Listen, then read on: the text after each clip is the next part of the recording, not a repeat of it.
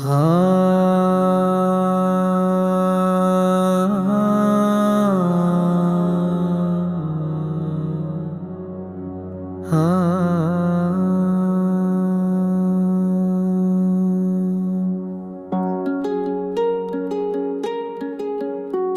हनुमत्ताण्डवस्तोत्रम्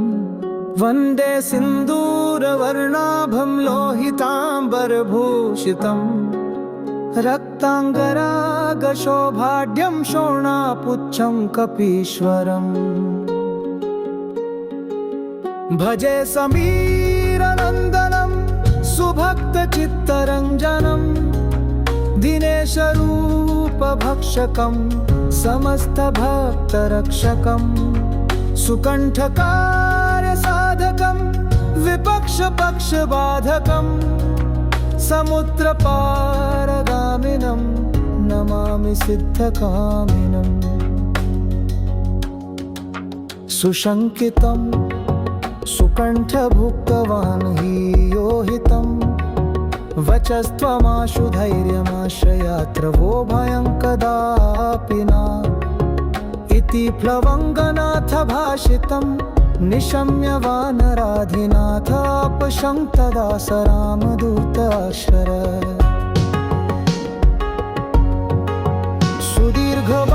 सुदीर्घबाहुलोचनेन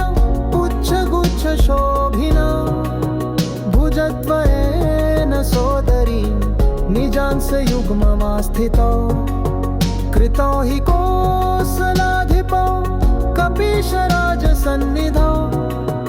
विदहजेश लक्ष्मणौ समे शिवं करोत्वरम्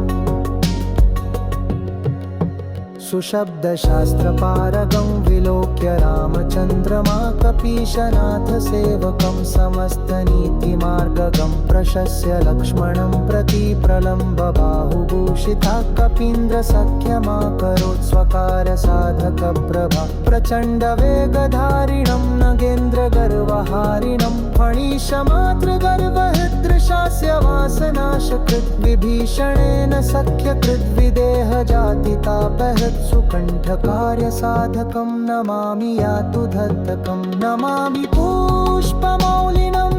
सुवर्णवर्णधारिणं गदायुधेन भूषितं किरीटकुण्डलान्वितं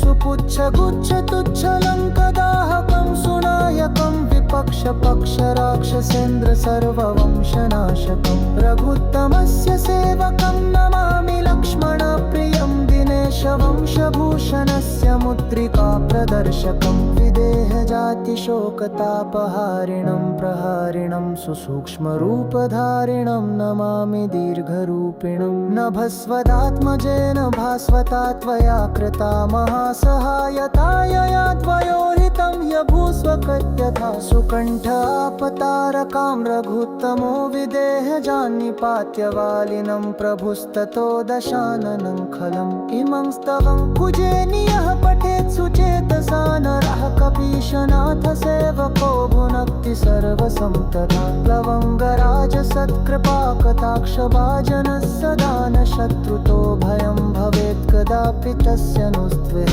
नेत्राङ्गनन्दधरणीवत्सरे अनङ्गवासरे लोकेश्वराख्यभट्टेन हनुमत्ताण्डवं कृतम् इति श्री हनुमत्ताण्डव स्तोत्रम्।